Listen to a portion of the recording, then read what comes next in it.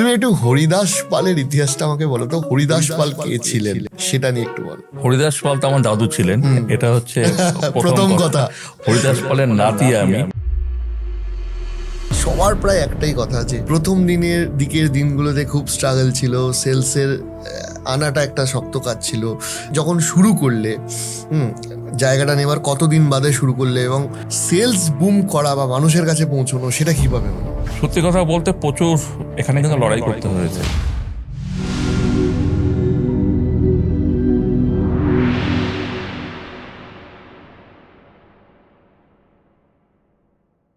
তোমার ব্র্যান্ড বা ব্র্যান্ডগুলো বলতে হবে, কারণ বেশিরভাগ মানুষ যদিও ভূতের রাজা দিলবরের ওনার হিসাবে বা প্রতিষ্ঠাতা হিসাবেই তোমাকে চেনে, বাট স্টিল আরও বেশ কিছু ব্র্যান্ড তুমি ওন করছো যেগুলো যথেষ্ট তার সেগমেন্টে পপুলার। বাট যেহেতু যেটা দিয়ে তুমি পপুলার বা যেটা সব থেকে পপুলার সেটা দিয়ে শুরু করি। ইনফ্যাক্ট তোমার ড্রেসেও লেখা রয়েছে ভূতের রাজা দিল বর। এই ভূতের রাজা বর দিল কবে? মানে শুরু তুমি 17-18 বছর আগের কথা বলছিলে, কিন্তু আমি স্টিল আর একটা কথা বলছি যে এই নামটা তোমার মাথায় এলো কি করে? যে একটা রেস্টুরেন্টের নাম, আমরা যখন রেস্টুরেন্ট করতে যাই তখন ভাবি যে এই নাম দেবো ওই নাম দেবো, কিন্তু কোসমিন কালেও ভূতের রাজা দিল বর এটা মাথায় আসবে না। এইটা কিভাবে হলো তুমি আমাকে একটু বলো। ঘটনাটা হচ্ছে মানে আমাদের যৌথ পরিবার, তো সেখানে সবাই মিলে আমি দেখেছি ছোটবেলায় খাওয়া দাওয়া হতো কাঁসার থালাবাটি গ্লাসে, আর নানা ধরনের আইটেম আমাদের বাড়িতে হতো। তো এই যে খাওয়ার দাওয়াগুলো হতো আমার মাথায় সবসময় এটা ঘুরতো, কারণ আমি ছোটোবেলায় এরম মা বাবার হাত ধরে এরম একটা বাঙালি রেস্টুরেন্টে গেছিলাম, যে এই খাবারগুলোই দেখেছিলাম। তো আমার মাথায় ঘুরতো যে এরম যদি একটা রেস্টুরেন্ট যদি আগামী দিনে করতে পারি তাহলে কেরম হয়। তো সেই উদ্দেশ্যে জায়গা খুঁজতে বেরিয়েছিলাম। জায়গা খুঁজতে বেরিয়েছিলে? হ্যাঁ, জায়গা খুঁজতে বেরিয়েছিলাম। খুঁজতে খুঁজতে পাটুলি, যেখানে পাটুলি ফায়ার ব্রিগেড আছে, ওখানে একটা জায়গা দেখলাম যে প্রমোটিং হচ্ছে। আমার সাথে আমার এক বন্ধু ছিল, তাকে বললাম দেখতো এটা হবে কি না জায়গাটা, একটা গ্রাউন্ড ফ্লোরের জায়গা। তো ও খোঁজ খবর নিল, একটা ফোন নাম্বার ওখানে ছিল, ফোন নাম্বার নিয়ে ওখানে ফোন করা হলো। তাও কত বছর আগে এটা শুরু? এটা হচ্ছে আমাদের ভূতের রাজা হলো 21 বছর, মানে 21 বছর আগের ঘটনা এটা। তো আমি ভেবেছিলাম যে ওই যে জায়গাটা 2004-05 2005, হ্যাঁ। তো ওই জায়গাটার দাম আমার মনে হয়েছিল যে 18-19 লাখ টাকা হবে, কারণ একটা গ্রাউন্ড ফ্লোর অত বড় একটা জায়গা। তো সেইখানে ওই যে ডেভেলপ করেছিল তার সাথে ফোনে কথা বললো হ্যাঁ ঠিক আছে আসুন, ওটা খালি আছে, আপনাদের দেওয়া যাবে। তার পরের দিন আবার গেলাম, তো একটা ফাইনাল হলো। তো কত টাকা বলছে? 5 লাখ টাকা দেবেন। বললাম 5 লাখ টাকা? আমি ঠিক শুনছি তো? হ্যাঁ, বললো না 5 লাখ টাকাই দেবেন। আমি বললাম বাবা, এ তো ভূতের রাজা বর দিল দেখছি। হ্যাঁ, এই যে মুখ থেকে বেরোলো ভূতের রাজা বর দিল, সত্যি এটা ভূতের রাজা দিল বর, এরকম একটা ব্যাপার হয়ে গেল। কারণ পাশেই আছে সত্যজিৎ রায় ইনস্টিটিউট, আর তার পাশেই হচ্ছে সত্যজিৎ রায় পার্ক, আর মুখ দিয়ে আমার বেরিয়ে আসলে ভূতের রাজা দিল বর এত কম রেটে। তো সেখান থেকেই ভূতের রাজা দিল বরের শুরু। ওখানেই শুরু তোমার? ওখান থেকেই শুরু, পাটুলি থেকে ভূতের রাজা দিল বর প্রথম শুরু 2005-এ। ওকে ওকে ওকে, আমি এবার একটা জার্নির দিকে আসি। সেটা হচ্ছে যে দেখো দেখো, মানে প্রথম রেস্টুরেন্ট হলে যে জিনিসগুলো থাকে, যে আমি মানে নিজের কাজের সূত্রেও বহু রেস্টুরেন্ট ওনারের সাথে যেহেতু কথা বলেছি, সবার প্রায় একটাই কথা যে প্রথম দিকের দিনগুলোতে খুব স্ট্রাগল ছিল, সেলসের আনাটা একটা শক্ত কাজ ছিল। তোমাদের ক্ষেত্রে এরম জার্নিটা, মানে যখন শুরু করলে, জায়গাটা নেবার কতদিন বাদে শুরু করলে, এবং সেলস বুম করা বা মানুষের কাছে পৌঁছানো, সেটা কিভাবে হলো? ঘটনাটা কি জানো তো, মানে একটু পেছনে যেতে হবে। তো এই ভূতের রাজা দিল বর খোলার আগে 1999 সালে আমি বাবরচির রেস্টুরেন্ট একটা খুলি। আচ্ছা, ওটা আগে? হ্যাঁ, ছোট্ট একটা জায়গা, ধরো 1-150 স্কোয়ার ফিটের মধ্যে একটা, মানে টেক অ্যাপে কাউন্টার, রেস্টুরেন্ট নয়, আমরা খুলি। সেটা হচ্ছে সেখানে মাল্টি কুজিন পাওয়া যেত, রোল, চাইনিজ, বিরিয়ানি, মোগলাই সবই পাওয়া যেত। তো ওইটা আমি করেছিলাম, মানে একটা চ্যালেঞ্জটা কি, সেটা হচ্ছে যে আমার রিলেটিভ, আত্মীয় স্বজন, বন্ধুবান্ধব বা যারা সবাই ছিল, প্লাস আমার স্কুলে যারা টিচাররা ছিলেন, তারা সবাই বলতো যে বড়লোক বাড়ির ছেলে তো, সোনার চামচ মুখে দিয়ে জন্মেছিস, লেখাপড়া করে কিছু হবে না, বাপ ঠাকুরদার পয়সা ধ্বংস করবি। তো এরকম একটা ব্যাপার ছিল, কারণ আমার দাদু বিখ্যাত একজন ব্যক্তি ছিল, হয়তো নাম শুনে থাকবে, হরিদাস পাল। আমি কিন্তু হরিদাস পালের নাতি, আচ্ছা। ঠিক আছে। আর আমার বাবাও খুব বিখ্যাত একজন ব্যক্তিত্ব ছিলেন, উনি ছিলেন ক্যালকাটা হাইকোর্টের অ্যাডভোকেট। আচ্ছা, প্লাস আমাদের ফ্যামিলি ব্যাকগ্রাউন্ড যেটা হচ্ছে, ফ্যামিলি একটা বিজনেস আছে, সেটা হিন্দুস্তান সুইটস। তো সেই পরিবারের ছেলে আমি, তো আমি সুতরাং একবার একটু থামিয়ে জিজ্ঞেস করি, ওই যে বলে না যে কে আমার হরিদাস পাল রে, সেই হরিদাস পালের আমি নাতি সেই তুমি? হরিদাস পালের নাতি আমি। আচ্ছা, তুমি হরিদাস পালের নাতি। তা আমরা তো ছোটবেলা থেকেই একটু বাড়িতে অ্যাটিটিউড নিলে বলতে হয় কে আমার হরিদাস পাল এসছে। তুমি একটু হরিদাস পালের ইতিহাসটা আমাকে বলো তো, হরিদাস পাল কে ছিলেন সেটা নিয়ে একটু বলো। হরিদাস পাল তো আমার দাদু ছিলেন, এটা হচ্ছে প্রথম কথা। হরিদাস পালের নাতি আমি। তো যেই জিনিসটা দেখেছি, মানে ছোটবেলায় তো দেখেছি, তো দাদুর কিন্তু প্রচণ্ড দাপট ছিল আর কি, যে রাস্তা দিয়ে যখন নাকি উনি যেতেন বা হাঁটাচলা করতেন বা লোকের সাথে যে কথাবার্তা বলতেন, যে হরিদাস পালকে সত্যি বোঝা যেত। তো আবছা আবছা মনে পড়ে দাদুর এরম এই জিনিসগুলো। তো দাদু এতে যেতেন, এই আমাদের একটা কর্মস্থান ছিলেন এডবি বাস স্ট্যান্ডের ওখানে একটা ছিল, সেখানে যেত, চারপাশে সব লোকজনরা বসে থাকতো, দাদু একটা লাঠি নিয়ে আচ্ছা। বসে থাকতো, দিয়ে একটা ওই সভার মতো হতো, এগুলো দেখেছি ছোটবেলায়। তো এই জিনিসগুলো উনি দেখতাম কি আর কি। করতেন অ্যাকচুয়ালি, প্রফেশন কি ছিল না?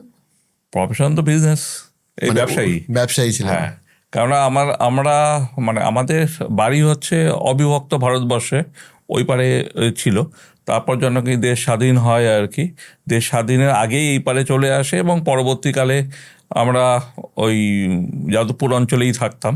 তো সেখান থেকেই আমাদের উৎপত্তি, এবং আজকে আমরা সেই জায়গাতেই আছি। যাই হোক, কে আমার হরিদাস পাল এসছেন। হরিদাস পালের নাতি এসছেন আজকে। তো এই ব্যাপারগুলো ছিল বলে আমাদেরকে সবাই ছোটবেলা থেকে সেই জিনিসটাই বলতো, সোনার চামচ মুখে দিয়ে জন্মেছি, লেখাপড়া করে কিছু হবে না। তো আমার খুব ইচ্ছে ছিল যে নিজের একটা পরিচিতি, যে আমার নামে অন্তত লোকে চিনুক, আমার নামটা লোকে জানুক, চিনুক। তো এই ব্যাপারটা ছিল। তো সেখান থেকেই আমি যখন নাকি ছাত্র, তো তখনই কিন্তু আমি বাবুর্চি রেস্টুরেন্টটা ওপেন করি। ছাত্র মানে তুমি যখন স্কুলে পড়তে না কলেজে আমি পড়তে? কলেজে পড়তাম। আমার স্কুল ছিল সাউথ পয়েন্টে। ওখানে গড়িয়াটা খুব বিখ্যাত একটা ফাস্টফুডের দোকান ছিল, ওখানে খাওয়া দাওয়া করতাম। তো খেয়ে আমার খুব ভালো লাগতো, রোল, বিরিয়ানি, ভর্তা, এগুলো আমার খুব ভালো লাগতো। রেস্টুরেন্ট খুলতে গেলে কিন্তু সবার আগে তোমায় ফুডি হতে হবে। তুমি যদি ফুডি না হও, তাহলে কিন্তু তুমি রেস্টুরেন্ট খুলতে পারবে না, সুতরাং তোমার আগে টেস্ট বুঝতে হবে। তো সেটা আমি ছোটোবেলায় সেই কোর্সটা কমপ্লিট করে ফেলেছিলাম। খেয়ে খেয়ে হ্যাঁ, বিভিন্ন খেয়ে জায়গায়। খেয়ে মোটামুটি আমি এটা কোর্স কমপ্লিট করেছি। তারপরে ওই জিনিসগুলো মাথায় রেখেই আমি কিন্তু বাবুর্চিটা ওপেন করি, টেকঅ্যাওয়ে কাউন্টারটা। এবং তার 2 বছরের মধ্যে বাবুর্চির রেস্টুরেন্ট ওপেন করি, সেটা হচ্ছে কফি হাউসের ঠিক পাশে, যাদবপুর কফি হাউসের ঠিক পাশে আচ্ছা, ওখানে। তো সুতরাং সেই অভিজ্ঞতাটা আমার ছিল, যে আমি একটা বাবুর্চি করেছি, ফাস্টফুড, একটা রেস্টুরেন্ট করেছি। মানে তুমি যখন কলেজ স্টুডেন্ট হিসেবে এটা ওপেন করেছিলে, তখন তো মানে স্ট্রিট ফুডে তখন জোম্যাটো সুইগি ছিল না, ওগুলো মানে কিছুই ছিল না। স্ট্রিট ফুডের আলাদা ক্রেজ ছিল ওই একদম street জায়গায়। food, হ্যাঁ। কারণ যেহেতু ইউনিভার্সিটি, যাদবপুর ইউনিভার্সিটি উল্টো দিকে, সেখানে তোমার স্ট্রিট ফুড প্রচুর ছিল ওখানে। ওই ছোট ছোট ওই ঠেলা গাড়িতে করে রোল ফোল বিক্রি হতো। তো আমারটা প্রথম যেটা সাউথ কলকাতাতে হলো, আন্ডার ওয়ান রুফ এতগুলো মাল্টি কুজিন পাওয়া যেত, ছোট্ট রোলের দোকান থেকে শুরু হলো।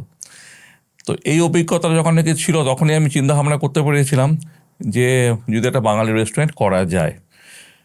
তো সেখান থেকেই উৎপত্তি, ভূতের রাজা দিল বর, ওখান থেকে পেলাম, এবং ওখান থেকেই শুরু করলাম যে ভূতের রাজা দিল বরের রেস্টুরেন্ট। তো এই অভিজ্ঞতা নিয়ে শুরু ওখানে। এবার ওই যে শুরুটা হলো, শুরুর পর রেসপন্স কেমন ছিল? সত্যি কথা বলতে প্রচুর এখানে কিন্তু লড়াই করতে হয়েছে, কেননা তখন জামানাটা হচ্ছে মেনলি হচ্ছে রোল, চাইনিজ, বিরিয়ানি। বিরিয়ানির জামানা সবসময় ছিল, প্রচুর লোকে বিরিয়ানি খেত। বাঙালি আনাটা খুব একটা সেইভাবে রেসপন্স করেনি। একটাই কথা, মানে বাড়িতে বসে মাছ ভাত খাচ্ছি, আবার রেস্টুরেন্টে কেন খাবো? তো এই ব্যাপারটা ছিল। তো অনেক রেস্টুরেন্টে গেলে একটা অন্যরকম কিছু খেতে অন্য হবে। কিছু খেতে হবে, মাছ ভাত কেন খাবো? তো চিন্তা করে দেখো যে 2005-এ ভূতের রাজা দিল বর একটা পাটুলির ওই কোনায় একটা রেস্টুরেন্ট হলো। এই স্ট্রাগলটা চলছিল।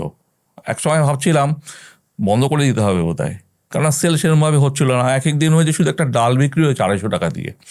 ঠিক আছে, গোটা দিন হ্যাঁ গোটা দিন একটা ডাল একটা ভাত এই দিয়ে শুধু সেল হয়েছে। মানে একটা দুটো কাস্টমার? হ্যাঁ একটা দুটো কাস্টমার। কত সিটার ছিল প্রথমটা? ওইটা ছিল কত 30-এর মতো। 30 সিটারে একজন দুজন হ্যাঁ, কাস্টমার একজন আসা? দুজন কাস্টমার। আর এটা হচ্ছে ডেড এন্ড, মানে ওটা ভূতের রাজা দিলবরের মোড় নামেই পরিচিত। মানে নামটা খুব বিখ্যাত হয়েছিল কিন্তু সেলের দিকে বিখ্যাত হয়নি তখনও। আচ্ছা, হ্যাঁ, মানে এই ফেসটা কতদিন চলেছিল তোমাদের?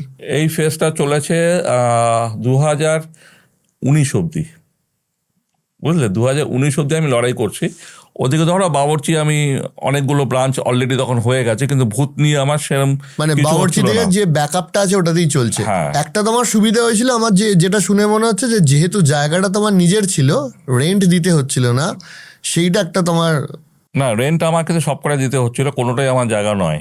না, তুমি যে বললে 5 লাখ টাকা দিয়ে কিনেছিলে।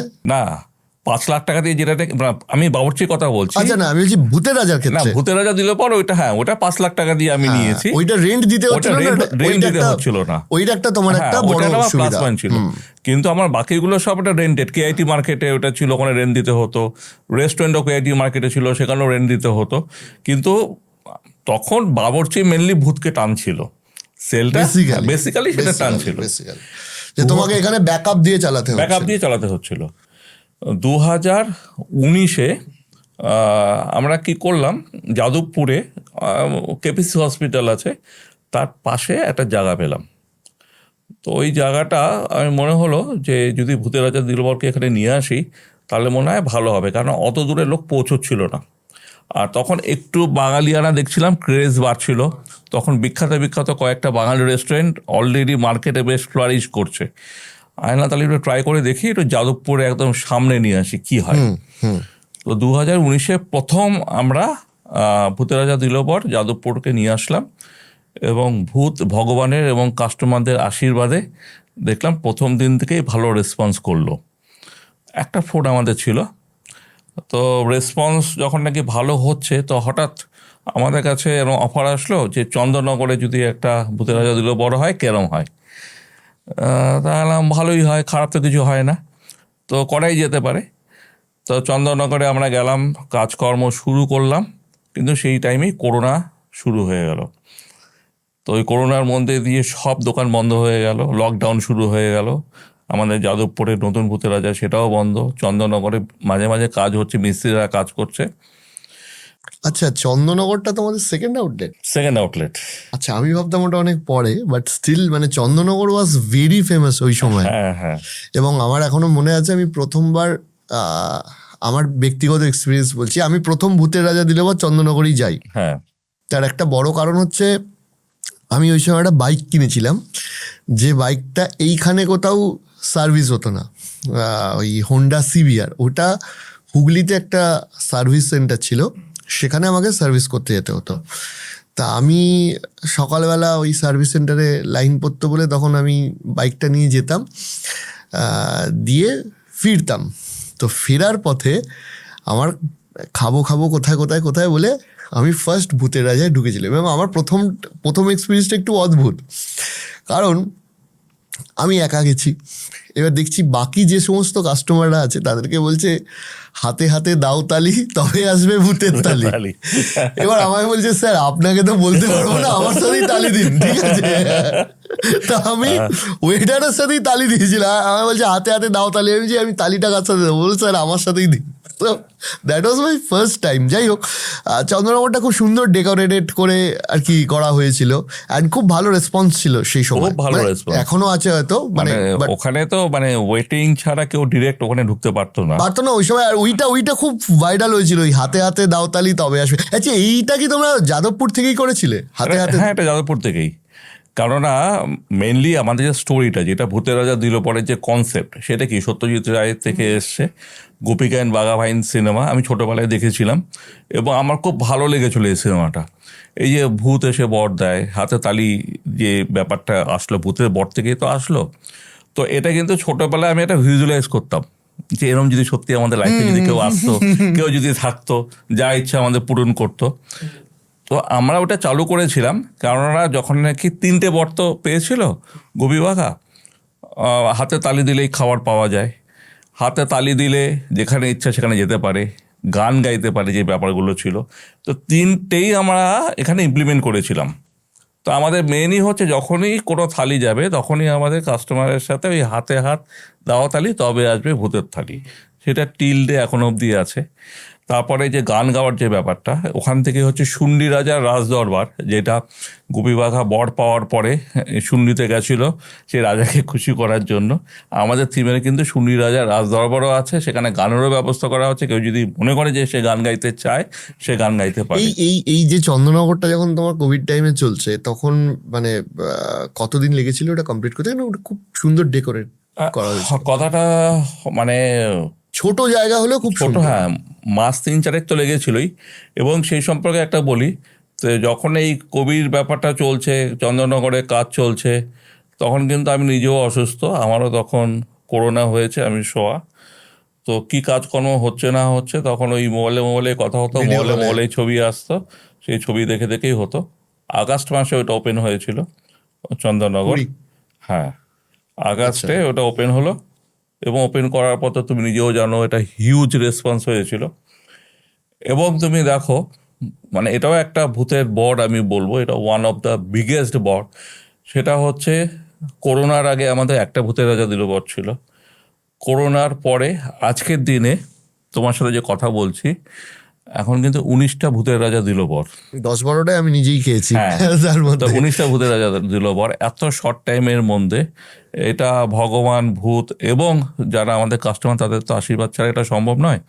নাও it's a very big name, হ্যাঁ। It's a very big name. এবং যেটা করোনার পরে যেটা হলো না, সেটা হচ্ছে মানুষ কিন্তু অত রিচ খাবারের দিকে আর গেল না।